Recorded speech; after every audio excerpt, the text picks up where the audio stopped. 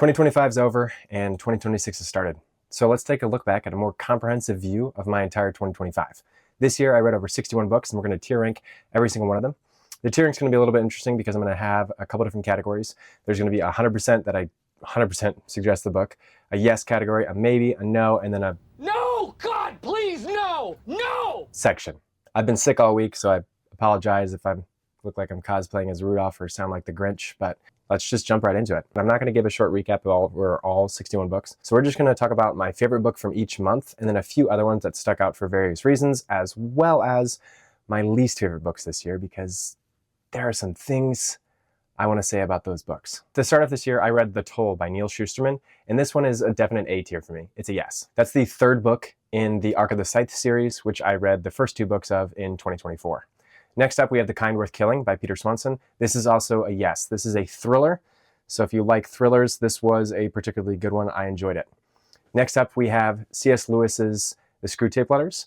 This is kind of a comedy about modern times, which this was back in the 30s or 40s. But a lot of it still rings true today. And honestly, it was a kind of good reflection on what's important and what I should be focusing my energies on. For me, it was also an A tier yes. Next up, we have Night by Elie Wiesel. This is a memoir of a World War II Holocaust survivor. This is also a yes. I feel like it's a book that everybody should read in their lifetime. Yes. If you haven't noticed, I'm doing the tier list live, which is why I'm over here. But I already know this tier ranking is going to be wildly different than the one I put at the end of my top 10 of 2025 video, but it is what it is. Bill O'Reilly's spirit already talked to me, and do it live. I'll write it and we'll do it live. Next up, we have Two Twisted Crowns by Rachel Gillig. This is also going to be a yes, and it's probably at the top of the yes list. It is the second book in the Shepherd King duology. Those are the 5 books I read in January. Two Twisted Crowns was my favorite of that month. The Shepherd King duology is fantastic. One Dark Window is one of my favorite books of all time. Two Twisted Crowns was a fantastic ending to the series. I just love book ones a lot of times, and One Dark Window specifically stuck out. Two Twisted Crowns is still a fantastic ending to a series, and the magic system and the eerie quality and atmosphere that the whole world of Blunder has, and the poetic nature that Rachel Gillig throws into her prose, along with the poems that she throws in, just complements everything about the story perfectly. Next up, we have The Eye of the Bedlam Bride by Matt Dinniman. This is the 6th book out of 7 in the Dungeon Crawler Carl series that's currently out. It is my favorite of the series, and it's the only book I read in February, so I'll talk a little bit more about that. This book is the emotional peak for me in this entire series. A lot of people think The Inevitable Ruin is, but there is so much more action and politics in that one that I really think the emotional weight took center stage in this book, and it took this very fun series to a more emotional and darker level that started in The Butcher's Masquerade and, in my opinion, culminates here in The Eye of the Bedlam Bride. If you have not checked out Dungeon Crawler Carl, you absolutely should, and specifically the audiobook. Jeff Hayes does a fantastic job, and they're a match made in heaven. That brings us to March, and This Inevitable Ruin by Matt Dinniman. This is the 7th book in the Dungeon Crawler Carl series. I just read them back to back because I couldn't put it down. After the cliffhanger of 6, you had to go straight into 7, and it is a fantastic book 7. I'm excited for book 8, but moving on, we have The Thief by Megan Wallen Turner. This is a maybe. This one is one I'm going to talk about specifically because if I could just sum up the first 4 chapters with you, where they travel, they eat yogurt and oatmeal, go to the bathroom and sleep, that's the first 4 chapters. Once they start talking about the gods by the campfire, the story takes off, and it's actually a good book from there. But the reason it's a maybe is because that beginning is a little bit of a slog to get through, and it may or may not be for you. The rest of the book, I think, would be. Next up is The Journey to the Center of the Earth by Jules Verne. This is a yes for me. I really enjoyed it. I try to read a couple classics each year. It's a yes. Next up, we have Jim Butcher's Stormfront. This is the first book in the Dresden Files. This is also a yes for me. I really enjoy this series and this book specifically. It's a good one. It's a yes. Next up is A Pilgrim's Progress. It's a maybe. And then lastly, in March, we have Tuesdays with Morrie. And this is a yes. I really enjoyed it, which leaves This Inevitable Ruin by Matt Dinniman as the number 1 for March. Unsurprisingly, it's Dungeon Crawler Carl that I think is amazing. You should definitely check it out. I'm not going to talk more about that one because I've already talked about Eye of the Bedlam Bride. So we're just going to move straight on into April, which started off with a bang. If you've not read this series, you need to. It's the first Lost series. And first up is The Blade Itself by Joe Abercrombie. And this book was incredible. I think I'm going to put it right there in S tier. It is 100% yes. You definitely need to check it out if you haven't. Best grimdark series I've read so far. Next up is Michael Crichton's Eaters of the Dead. This is another one I want to talk a little bit about. This was Michael Crichton's response to his friends saying classics are boring. So Michael Crichton actually went out and said, hey, you know what? I'm going to rewrite Beowulf, and it's going to be interesting, and you're going to like it. And his friend laughed at him, and then Michael Crichton went out and did it, and he wrote it, and it was interesting, and I enjoyed it. And one of the things that was the most interesting to me was he actually took a memoir of this ancient explorer from like the 1500s, and the whole book reads as a found document. So it's like, oh wow, this archaeologist found this story that this explorer wrote. And what makes it interesting is because the first part of the book is exactly that. It's a found document from this ancient explorer who is the reason we know as much about the Vikings as we do. And so the first like 2 to 3 chapters, it's actually a true story because it's his memoir, which honestly, there's some crazy stuff in there. And then the story starts once he goes off with the Vikings, because that didn't actually happen. But the reality that Michael Crichton grounded this story in made it even more relatable. And honestly, some of the more crazy things that happen in the guy's memoir, which is really cool. But it was a fun little combination of classic, found document, and he just made it feel very real and very alive. And the story of Beowulf is incredibly interesting, at least in this iteration. I've not read a Beowulf, maybe I should. Eaters of the Dead needed to be moved up a little bit, so just did that. Next in April, we had Full Moon. This is the second book in Jim Butcher's series of the Dresden Files. This one was good. I didn't like it as much. Still good. Still a yes. Next up, we have All Systems Red by Martha Wells. This is going to be a yes. I really enjoyed this series. If you're interested in sci-fi at all, you should definitely check it out. Next up is Artificial Intelligence by Martha Wells. This is also a yes for me. I'm going to be doing random rearranging throughout as I realize that I like something better than the other, but I actually like this one better than All Systems Red. So this is an easy yes for me. And then lastly in April was Before They're Hanged by Joe Abercrombie. This is the second book in the First Law series. This was my favorite book in April. And again, I kind of already talked about it with The Blade itself. You definitely need to read this book. It's Grimdark series, and this is a series that is not necessarily about the plot. It's like the Seinfeld of the Grimdark world. What's the show about? It's about nothing. No story? No, forget the story. You gotta have a story. Who says you gotta have a story? It's like not a lot really truly happens, but you're there for the characters. The characters are absolutely incredible. Joe Abercrombie makes the most memorable characters. They are sharper in your mind in the first 15 pages than some authors give us in entire books. And I've heard this series be referred to as the grimdark version of Lord of the Rings. And that's kind of true because the second book specifically is about this quest, this legendary quest, with this group of ragtag people put together, kind of like the Fellowship, except in this Fellowship, all of the characters are far more like Gollum and Smeagol than they are like Frodo. And that's just a little bit of the charm because there is just something about these characters. They're very flawed heroes and they're interesting and they make you want to read more. And Joe Abercrombie just throws humor in there just so well. I never thought a torturer would be one of my favorite characters in a book, and honestly, he's my favorite character. Glokta is the GOAT. He's my favorite. And I never really thought that would be a thing in a series. Next up, we have Grave Peril by Jim Butcher. This is also a yes. I like this one better than Full Moon, probably better than Eaters of the Dead, less than Tuesday with Morrie. Still a yes. Next, we have Rogue Protocol. This is also a yes. This is another by Martha Wells in the Murderbot series, and it's a yes, just not as good as the other ones. Next in May, we have The Rook by Daniel O'Malley. This is going to be my first no. This book had an amazing idea and concept. I loved it. The first couple chapters just have you hooked. It's a very interesting mystery. The execution just wasn't there for me. There were kind of like interludes in this book that didn't make sense to have in the book, because the book's not really long enough to have interludes. It's his way of trying to implement more world building while not taking away from the plot, but it did exactly that. It took away from the plot. And so many of the interludes only became relevant in the last 5 pages. And at that point, I'd rather it just be out of the blue because I got taken out of the story so many times. It just wasn't for me. And the ending was also anticlimactic. Not for me. Super intriguing concept though. So if you like the concept, it might be worth a read for you, but I wouldn't suggest it personally. But it by no means was my least favorite book of the year. That's coming up in probably like 12 books, I think. I don't know how many, but that one's a whole different story. Next up in May, we have Exit Strategy by Martha Wells. This is also a yes. I liked it a little bit more than the previous installment of the Murderbot series. Still, nothing's going to touch artificial intelligence so far for me in that series. It was super intriguing. Next up, goes right with it. Home by Martha Wells. This is a yes, but it's kind of a soft yes. It's like a 12-page bridge book. But it was needed for where the story was going. So I appreciate it. It's a yes, because I think if you want to read the Murderbot series, it's one you should read. Another one in May is The Last Argument of Kings by Joe Abercrombie. I've already talked a lot about this series, so I'm not going to talk about it again, but this is 100% yes, you need to read it. And it is also my favorite book in May. So I'm not going to talk about it more. Lastly, in May is He Who Fights with Monsters by Shirtaloon. This was my attempt to find a lit RPG that I liked as much as Dungeon Crawl Carl, and I did not find it there. It's a no for me. The main character just can't take anything seriously, and it's hard for me to take him seriously or the book seriously when he's not taking anything seriously. That's May. Last Argument of Kings was my favorite in May, but I've already talked enough about that series, so we're just going to jump straight to June, which is Yumi the Nightmare Painter, and that's an absolute yes for me. It's probably, no, that's right where it is. I love this book. It's a standalone by Brandon Sanderson. It is a cozy fantasy romance, and it's a part of the Cosmere, but you can read it standalone, and I think it's worth it. Next is Primal Hunter by Zorgoth.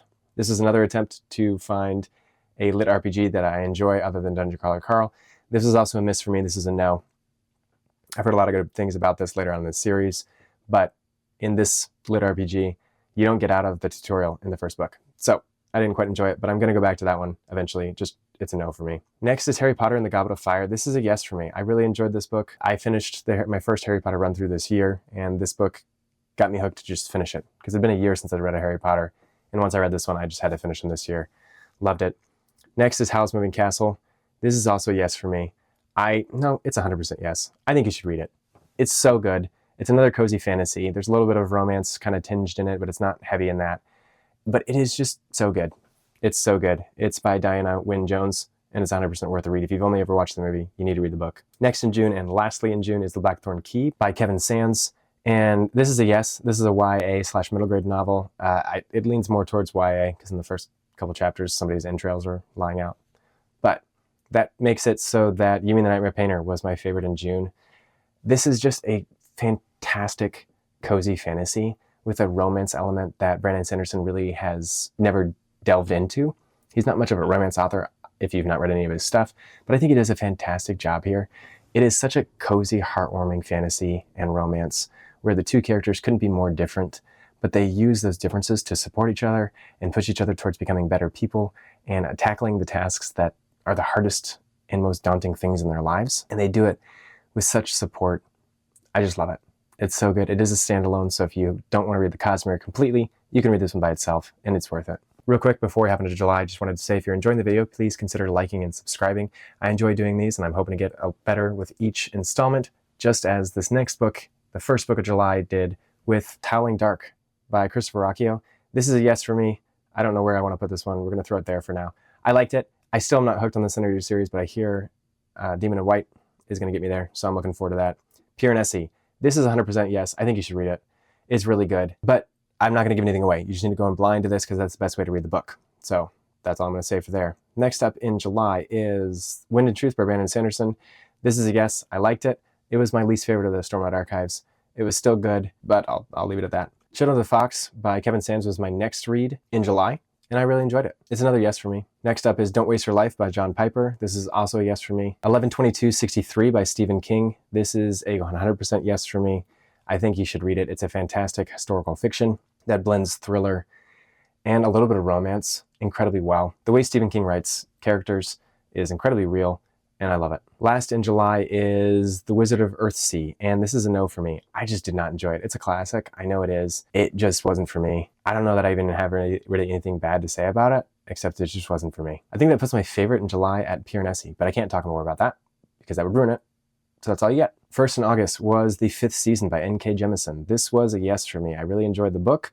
The second book, The Obelisk Gate, I did not enjoy as much, but that's okay. The second book I read in August is On the Edge of the Dark Sea of Darkness by Andrew Peterson. This is another YA novel. If you cut a trend, I try to read some YA/middle grade novels each year, just to try to find some books that my nieces and nephews, or maybe my own future kids, would be interested in, so they can fall in love with reading, just like I have. And this was another good one. I'm going to continue this series later on. Right now, it was good, but it didn't hook me or draw me in like some YA series have, so I'm just leaving it there for now. Third book I read in August is The Anxious Generation by Jonathan Haidt, and this book is amazing. I love it. If you're a parent or thinking about becoming a parent, you need to read it. It puts to words what a lot of people have felt in the mental health decline in not only America, but the world over the past 15 to 17 years, and it backs it with a lot of research, and it's incredibly intriguing, and you should totally read it. It's my favorite of August. I already know that. So that's what you get for my favorite of August. Fourth book was The Hitchhiker's Guide to the Galaxy by Douglas Adams. This is a yes. It's a super fun, classic sci-fi. It is incredibly quirky though. Know that going in, because it is not one to just read in any mood. You got to be ready for just some wacky stuff. Next up in August for me was The Princess Bride by William Goldman. This is going to be a no. Not because it was bad, but because the movie's just better. Just watch the movie. They took all the good parts and made it a movie. Simple as that. Next, we have The Obelisk Gate by N.K. Jemisin. It's the second book in the Broken Earth series. This is a maybe for me. It's the epitome of a bridge book to me. Like, nothing happens in it, but it sets up the third book. That's how I felt about it. But that's just me. That's August. Like I mentioned, The Anxious Generation was my favorite in August. So we're going to jump right into September, which is Harry Potter and the Order of the Phoenix. This is a yes for me. I really enjoyed the book, and I'm not entirely sure where I'm going to put this. I'm probably going to go through and rearrange these a little bit. So at the end, it'll be a little bit of rearranging to see exactly which ones I think were better than the others. But that's where I'll put it for now. I liked Harry Potter. I was so excited to be able to finish it this year, and I enjoyed it more than I thought I would, honestly. Next, we have The Stone Sky by N.K. Jemisin. This was better than the 5th season, but probably just barely. It's a good series overall. It's not great. It's just in the yes with one in the maybe. That's right where it belongs. Next in September, we have The Tainted Cup by Robert Jackson Bennett. I absolutely love this book. My favorite book of all time is And Then There Were None. I just reread it recently. It's by Agatha Christie, and it holds up. It's so good. And The Tainted Cup takes a dual investigative partnership, kind of like Sherlock Holmes or Psych, and puts it into a fantasy world where the fantasy world is just as alive and immersive as any world could possibly be, and it adds to the plot. It adds to the investigation. It furthers it. It adds intrigue to it. It adds stakes to it. Everything about this book complements itself. The characters, the world building, the plot, the narrative, everything. Everything works well with this book, and I loved it. I really, truly did. And I'm excited to read One Drop of Corruption, which is his next book in the series. I just haven't got there yet. The Tainted Cup was my favorite in September, so there's a little spiel about my favorite in September. And that brings us to He Who Fights with Monsters 2. No.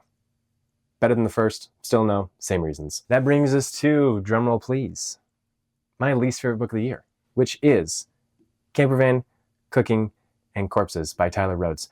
I read Tainted Cup and I was like, let me just find a hidden gem mystery novel out there. And I found a hidden mystery novel. It's probably there for a reason. Honestly, it belongs there. Hidden. Away. I try to mainly be positive, so there's a little bit of jest in here, but it honestly was my least favorite and worst book of the year. The plot and the idea isn't necessarily all that bad. The writing style is pretty weak. The main plot line isn't bad. The subplots of the fact that he's doing this because he just got a divorce, and the first person he sees as he's going to leave on this trip is his ex-wife. The first person that comes and sees him literally only 24 hours after starting this camper trip, which he's a cook, so he's not going to starve. There's no reason to be this concerned about him, is his ex-wife with his parents. Why are you coming up 24 hours after?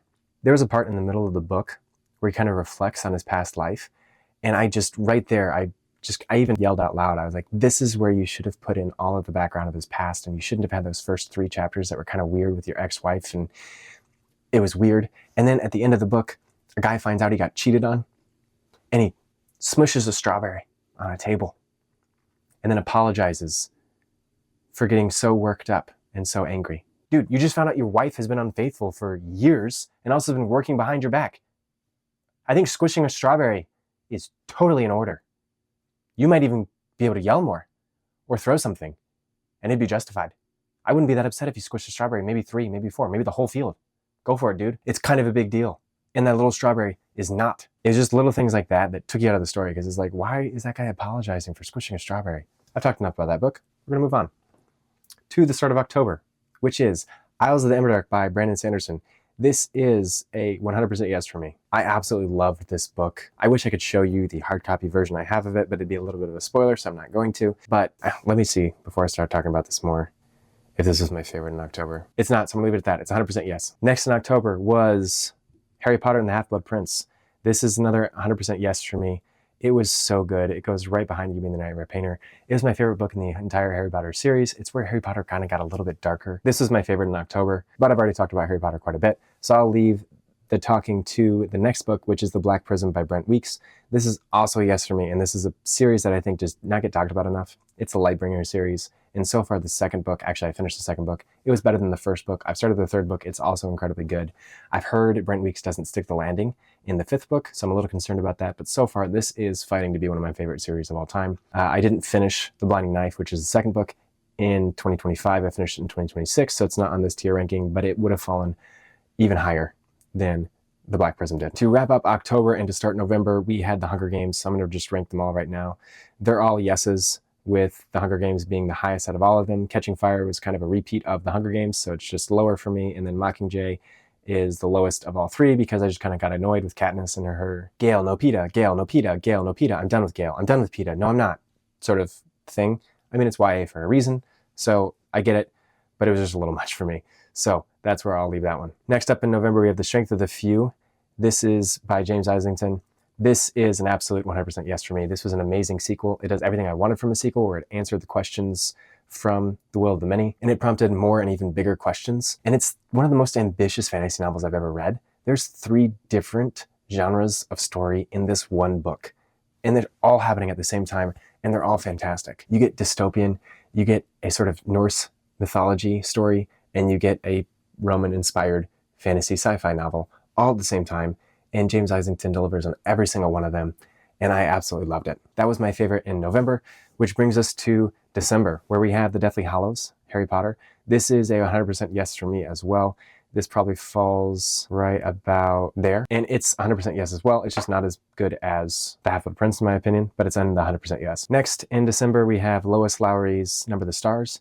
This is also a yes for me. I really enjoyed it. It is a historical fiction about how the Danish people helped Jews escape into Sweden during World War II, and it is a YA version of that. And Lois Lowry does a fantastic job making a YA version of a very heavy topic. And I think it's perfect for its target audience and even people a little bit older like me and potentially you. Next, we have My Side of the Mountain. This is also a yes. Again, I'm going to do a little bit of rearranging here because I'm trying to just talk and get through the books without focusing too much on the tier list. But this is a fantastic coming-of-age story about a kid who runs away from home to live off the land in upstate New York. And every, at least, boy grew up wanting to do something like that. And this story just captures that feeling and that vibe in a remarkable way. I loved it. Second to last in December and second to last for the entire year was In Order to Live by Yeonmi Park. This is a maybe. Yes, it's right on the border. It's a little heavy. That's the only reason I say that. It is about a North Korean defector's story of what it took to escape and survive. It's a little heavy, but it was very good. And next up, last for the entire year, it was a road trip book that me and my wife finished on our way to vacation between Christmas and New Year's. So it wasn't a part of my top 10 of 2025, but it would have made it because this is The Assassin's Apprentice by Robin Hobb. And I think that belongs right there in the 100% yes. It's my first experience of Robin Hobb. And next to Jo Abercrombie, she does some of the best characters. They're vivid, they're distinct, they're unique, they're so interesting, and they make you feel for them in so many different ways, even in the first couple of pages of meeting them. But I will say, this is not one to audiobook. This is probably one of my least favorite audiobooks of all time. And the main reason, the narrator is not fantastic, but the main reason is the sound mixing. It's like watching one of those movies where the action scenes are incredibly loud and then the dialogue scenes are incredibly quiet. In this book, when the narrator's talking, it's about this loud, and you're talking and you understand what they're saying, and then it'd be like, and then Fitz says, "Why would you go and do that? You can't imagine why." And so then you turn the volume up so that you can hear it, and then, Fitz is talking and it's like, "Why would you even think about doing that?" And then the narrator comes in with, "I'm not going to bust your eardrums," but it's incredibly loud. And then you have to turn down the volume. And I was just sitting there for like 30 miles, turning up and down the volume between when the narrator was talking and when the character was talking. I wouldn't suggest the audiobook. I would suggest the book. Wouldn't suggest the audiobook. And I just realized that in July I said that Piranesi was my favorite book of that month. It's actually 11/22/63. I didn't realize I had accidentally thrown that behind it, but I've already talked about that book, so I'll let it lie where it is. That brings us to my favorite book from each month. In January, we had Two Twisted Crowns by Rachel Gillig. February was The Eye of the Bedlam Bride by Matt Dinman. March was This Novel of Ruin by Matt Dinman. April was Before They're Hanged by Jo Abercrombie. May was Last Argument of Kings by Jo Abercrombie. June, we have You Mean the Nightmare Painter by Brandon Sanderson. July, we have 11/22/63 by Stephen King. August, we have The Anxious Generation by Jonathan Haidt. September, we have The Tainted Cup by Robert Jackson Bennett. October, we have The Half-Blood Prince by J.K. Rowling. November, we have The Strength of the Few by James Islington. And then last but not least for December, we have The Assassin's Apprentice by Robin Hobb. Those 12 books were my favorite, one from each month. Different than my top 10 because some of my top 10 I read in the same month, which led to some banger months. But these 12 are all fantastic in their own right, and I loved every single one of them. Thanks for coming on this expansive journey with me over the 61 books I read this year, tier ranking them. If you're curious where they completely line up, here's an image. Are there any on this list that you thought should be higher or thought should be lower? Am I too lenient in my grading? Let me know. If there's any books that you think I should read for 2026, I'm looking for new recommendations to fill out my TBR for 2026. But that's it for this one. Thanks so much for joining me. Thank you so much for excusing the head cold I have going on. And I really hope you all do as I say and not as I do and stay healthy. And as we're getting into January and February and March, the colder months of the year, find a good book, get a little lost, enjoy a story, and I'll see you in the next one.